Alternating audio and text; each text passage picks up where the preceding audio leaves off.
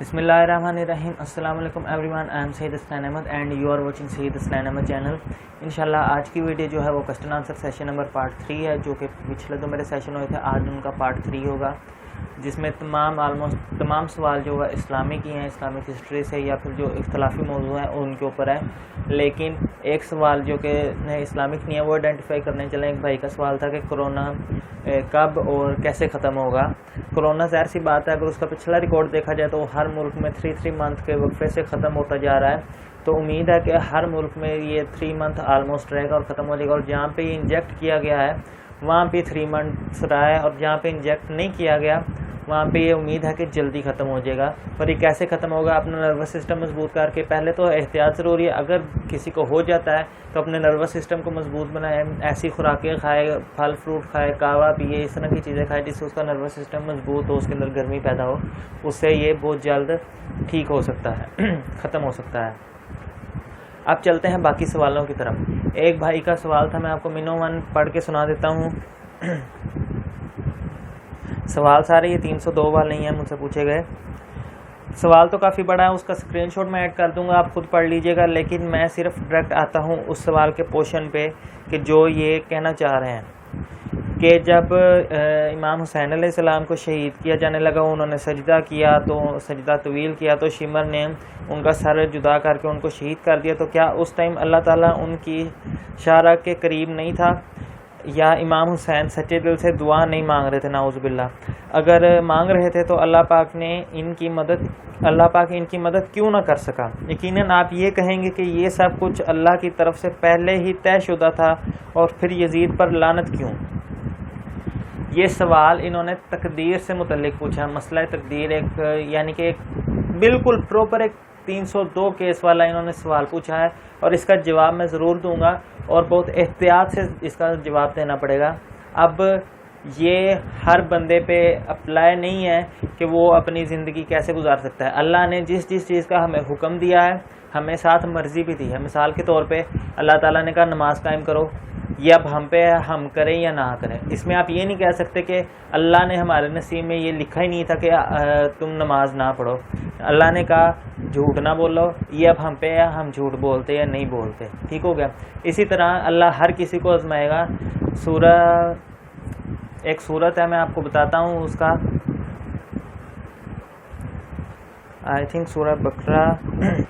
اور ہم کسی نہ کسی طرح تمہاری آزمائش ضرور کریں گے، دشمن کے ڈر سے، بھوک پیاس سے، مال و جان سے، پھلوں کی کمی سے، اور ان صبر کرنے والوں کو خوشخبری دی جائے گی.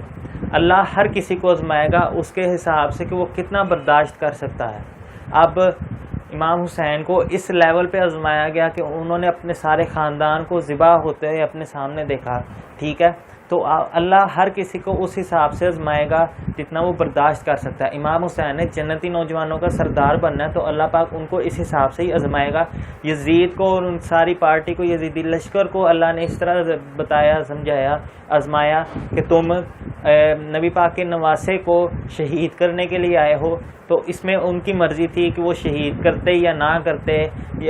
یزیدی فوج میں سے بھی جو وہ تھا، ایک بندہ تھا، مجھے ان کا نام اس وقت یاد نہیں آ رہا، وہ یزیدی پارٹی چھوڑ کے امام حسین علیہ السلام کے ساتھ آ کے ملا تھا. ان کا نام امام حسین علیہ السلام نے رکھا تھا. ان کا نام مجھے اس وقت یاد نہیں آ رہا، میں پھر بھی مینشن کر دوں گا یہاں پہ، آپ وہ نام پڑھ لیجئے گا. تو اللہ جس کو ہدایت دینا چاہے. اب آپ یہاں پہ یہ بات کر سکتے ہیں کہ جی ہو گیا. یزید پہ لعنت کی صرف ایک وجہ نہیں ہے، یزید پہ لعنت کی 3 بہت وجہ ہیں. اس نے حضرت عبداللہ بن زبیر رضی اللہ عنہ کے خلاف مکہ مکرمہ میں حملہ کیا. مکہ مکرمہ کا جو غلاف تھا، غلاف کعبہ تھا، وہ جل گیا. اس نے مدینہ کی حرمت کو پامال کیا. اور اسی طرح اس پہ ایک حدیث بھی پوری اترتی ہے کہ جس نے مدینہ والوں کی حرمت کو پامال کیا اس پہ اللہ کی لعنت، تمام فرشتوں کی لعنت، اور تمام لعنت کرنے والوں کی لعنت. تو آلریڈی وہ لعنت کا مستحق ہو رہا ہے. میں ذاتی طور پہ اس پہ لعنت نہیں کرتا. اگر کوئی کرتا ہے تو ہم اس کو یہ نہیں کہتے کہ وہ غلط کر رہا ہے، کیونکہ وہ بالکل ٹھیک کر رہا ہے، وہ آلریڈی لعنت کا مستحق ہو رہا ہے. تو اللہ ہر کسی کو آزمائے گا. آپ یہ نہیں کہہ سکتے کہ امام حسین دعا نہیں کر رہے تھے ہم دعا کر رہے تو اللہ ان کی مدد کیوں نہ کر سکا، یا وہ سچے دل سے دعا نہیں کر رہے تھے. ایک حدیث ہے کہ اللہ دعا کو رائے گاہ نہیں جانے دیتا، یا تو وہ جو مانگتا ہے وہ اس وقت دے دیتا ہے، یا کوئی آفت ٹل جاتی ہے، یا وہ آخرت کے لیے سنبھال کے رکھ لی جاتی ہے. تو اس کا آپ یہ مفہوم نہیں لے سکتے کہ جی آپ نے سچے دل سے دعا نہیں کی اس وجہ سے نہیں، پوری دعا ضائع نہیں ہوتی اس لیے. اور پھر آپ کا یہ کہنا کہ جی ان کی مدد کیوں نہ کر سکا. موت برحق ہے، موت آنی ہے، اس میں کوئی یہ نہیں آپ کہہ سکتے کہ موت ٹل جائے گی، یہ ہو جائے گا وہ ہو جائے گا. یہ آپ نے تقدیر سے حوالے سے سوال پوچھا ہے، اس میں بہت سارے آگے ایک سوال کا جواب دینے میں اس جواب میں ہزاروں سوال نکل سکتے ہیں، اس کا جواب دینے میں آگے ہزاروں جواب نکل سکتے ہیں. یزید پہ لعنت کا میں قائل نہیں ہوں، کوئی کرتا ہے تو وہ غلط نہیں کرتا، وہ ٹھیک کرتا ہے، کیونکہ وہ آلریڈی اللہ کی طرف سے لعنت کا مستحق ہو رہا ہے حدیث کے پوائنٹ آف ویو سے، کہ جس نے مدینہ کی حرمت کو پامال کیا اس پہ اللہ کی لعنت، تمام فرشتوں کی لعنت، تمام لعنت کرنے والوں کی لعنت. تو اب چلتے ہیں کوسچن نمبر 2 کی طرف کہ جی جو مولانا طارق جمیل کے ساتھ پچھلے دنوں میں ہوا اس میں میرا موقف کیا تھا. اس میں میرا موقف یہ تھا کہ مولانا طارق جمیل صاحب کی غلطی تھی، اور ان کی غلطی کیا تھی؟ ایک تو وہ انہوں نے صحیح بات کی، سچ کہا، اور انہوں نے غلط جگہ پہ بیٹھ کے سچ کہا، جہاں پہ تمام بکاؤ اور تمام لوگ بیٹھے تھے وہاں پہ بیٹھ کے انہوں نے سچ کہا. یہ ان کی غلطی تھی اور ان کی کوئی غلطی نہیں تھی. اور باقی سارا سسٹم آپ سب لوگوں کے سامنے، کوئی ڈھکی چھپی اس میں بات نہیں ہے کہ مولانا طارق جمیل سے کیا انہوں نے معافی منگوائی اور کیا کیا، اور اس کی ریزن کیا تھی کہ جی انہوں نے ہمیں بکاوا کا، بے شرمی کا، بے حیائی کا کہاں ہے دکھائیں. یہ کوئی جنرل بات ہے، اس کے اوپر پوری قوم ایگری ہے سوائے چند علماء کے، جو نہ صرف اس بات سے تو ایگری ہیں لیکن وہ اس بات سے ایگری اس لیے نہیں کر رہے کیونکہ اب ان کا اپنا فرقہ بیچ میں آ رہا ہے. تو کوسچن نمبر 3 کی طرف چلتے ہیں. مولانا طارق جمیل صاحب حق پہ تھے، یہی جواب ہے میرا. اگلا سوال ہے جی ایک اور بھائی کا، یا علی مدد کہنا شرک کیوں ہے؟ پہلے تو میں آپ کو یہاں پہ یہ بات کلیئر بتاتا چلو کہ جتنے بھی سوال ہیں یہ سارے 302 کے سیدھے سیدھے سوال ہیں. یا علی مدد کہنا کیوں شرک ہے؟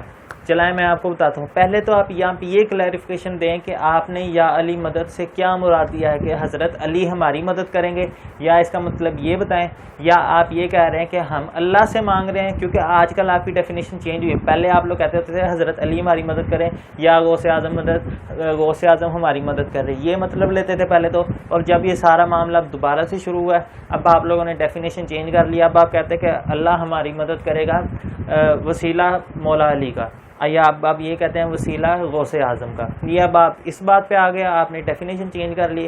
اگر آپ یہ کہتے ہیں کہ اللہ ہماری مدد کرے گا وسیلہ مولا علی کا، تو میں یہاں پہ ایک بات کلیئر کہتا چلوں، اس کو یا علی مدد نہیں کہتے، اس کو کہتے ہیں وسیلہ مولا علی کا، یا ہم ان کے وسیلے سے دعا مانگتے ہیں، یہ بات ہوتی ہے. اس کا مطلب یا علی مدد نہیں ہوتا. آپ کسی 5ویں جماعت کے بچے کو بھی بتائیں گے کہ یا علی مدد کا مطلب کیا ہے، تو یہی کہے گا کہ آپ حضرت علی سے مدد مانگ رہے ہیں نہ کہ اللہ سے.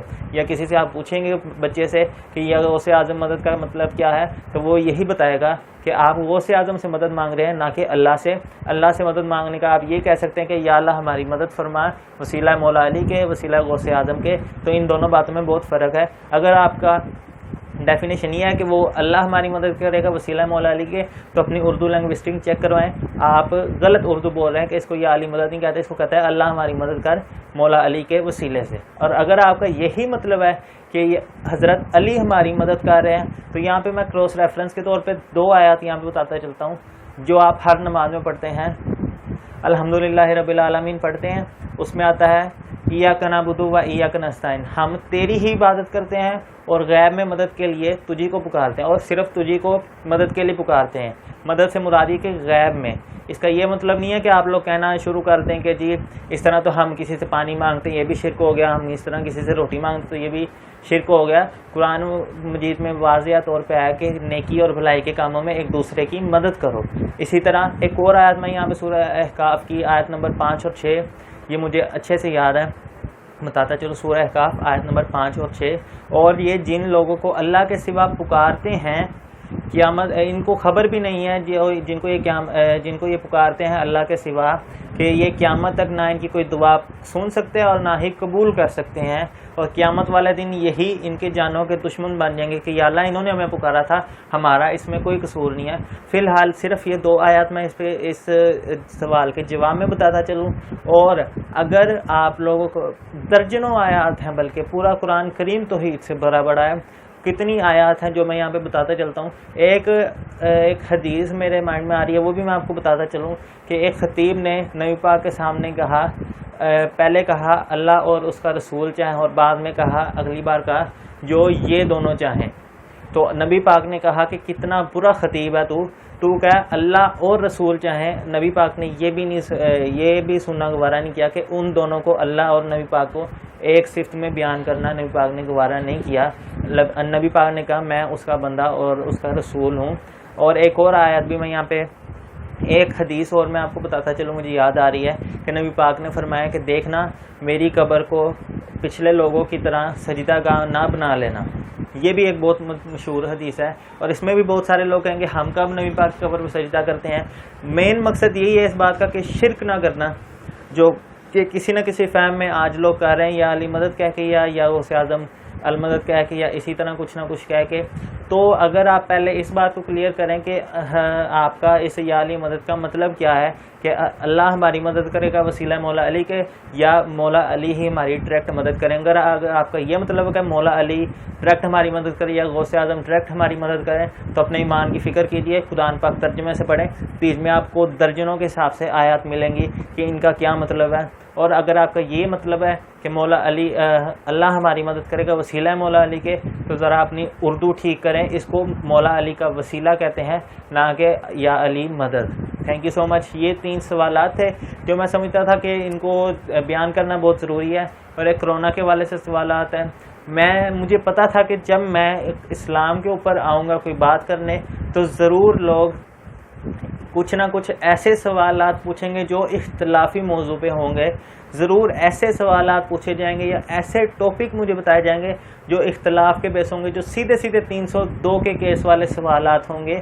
تو لیکن پھر بھی میں وہی بات کروں گا جو حق سچ پہ بات ہوگی، اور وہی میں نے ابھی آپ کو بتائی ہے سوالوں کے جوابات، جن کو اگر کوئی مجھے جواب دینا چاہتا ہے اس کا، تو مجھے ایسے ہی ویڈیو بنا کے اپنی مجھے ضرور جواب دے، اپنی ویڈیو بنائے، بیچ میں دلیل دے، اپنا ریفرنس دے۔ میں نے دلیل دی ہے، دلیل کو رد کرنے کے لیے دلیل کی ضرورت ہوتی ہے، تو دلیل لے کے آئیں، اپنے اہل سنت کے منہج سے دلیل لے کے آئیں، کتاب اللہ، اس کے بعد سنت یعنی کہ حدیث، اس کے بعد اجماع امت، اس کے بعد قیاس کر کے آپ لا سکتے ہیں کوئی دلیل، اگر وہ قرآن و سنت کے مخالف نہ آتی ہوں۔ یہ تھی آج کی ویڈیو۔ نیکسٹ ویڈیو میں ایک ہم ویڈیو کا ریویو کریں گے، بہت اچھی ویڈیو لگی مجھے، اس کا ہم ریویو کریں گے، اور بہت اچھی بات کی اس نے۔ تو نیکسٹ ویڈیو کا میرا انتظار کیجیے، 1-2 دن میں وہ بھی آ جائیں گی۔ تھینک یو سو مچ۔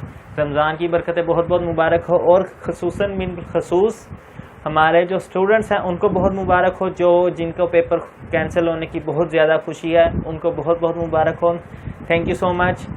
پاکستان زندہ باد، پاک فوج پائندہ باد۔